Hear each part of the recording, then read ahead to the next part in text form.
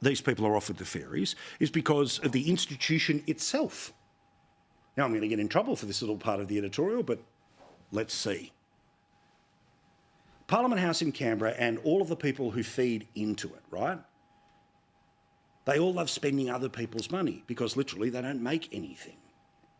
They just clip the ticket, the ticket. There is no ticket left. It's all just stub holes. There's all hole punches through the ticket. Now, the MPs, they got their biggest pay rise in a decade.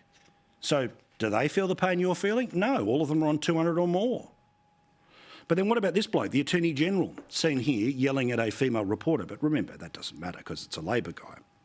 Well, he's decided to give a 20% pay rise to one of the nation's key public servants.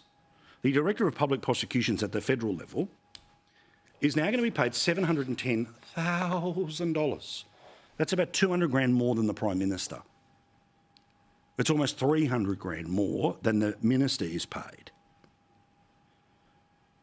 The current salary, $592,000, just above the Prime Minister. Instead, this goes up now to $710,000.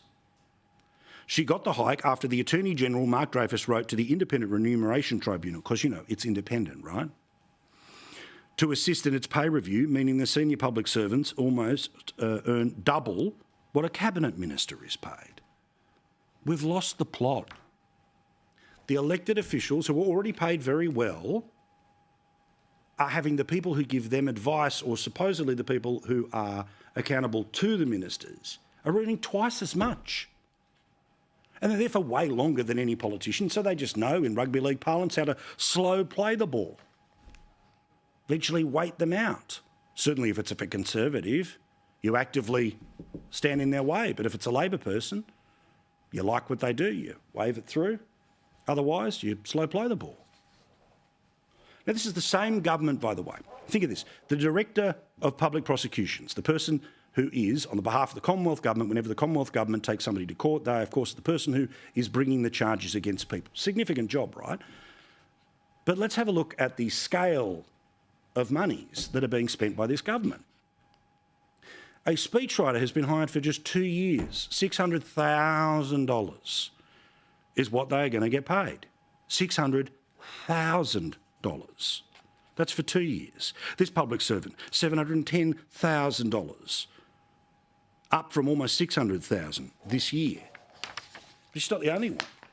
The chair of the Australian Prudential Regulatory Authority, I'm sure a vital job, gets paid $1 million.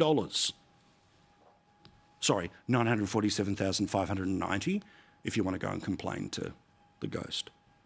The Australian Public Service Commissioner is paid $879,000. The chair of the ACCC, you know, the ones who were supposedly there to tell us, you know, we're going to bang heads together and bring down prices because, you know, the supermarkets, the petrol companies, but of course nothing ever changes.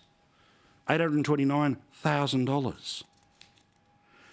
The Chief Executive of Services Australia, the people who, among other things, take care of the welfare system, $799,000. The Police Commissioner at the federal level, $769,000. The Anti-Corruption Commissioner, who seems to let an awful lot of people off the hook, but clearly also doesn't do much of his work in public.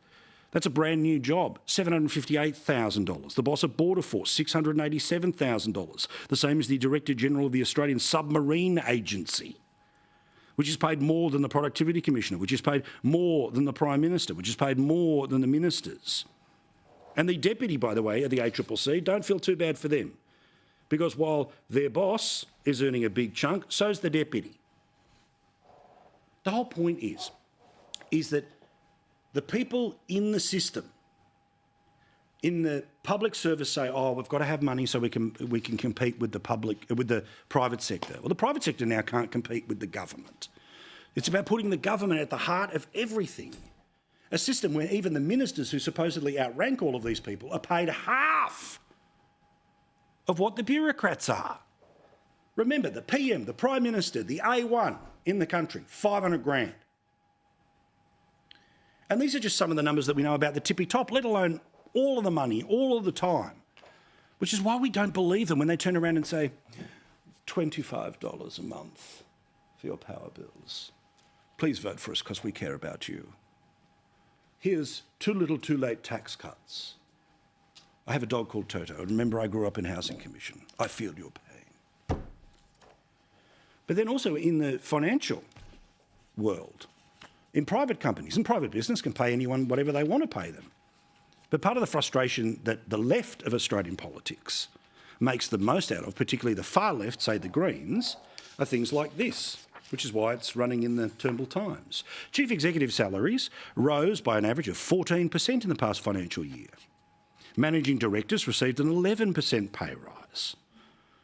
The Institute's survey found that general staff, however, working for those companies got about 5%. Now, settle down, I'm not turning lefty. I'm not turning on the chief executives of Australia. I'm not having a crack at managing directors. What I'm saying is that there is a class of people in our public service and in our private companies who have got big responsibilities, but the numbers just keep going up and up and up and up and up and up and up and up and up and up and up and up and up and up and up and up. But the average person in Australia is not going up and up and up and up and up. So when we get told we feel your pain, we know they don't. Global factors. Trust me, I'm the genius.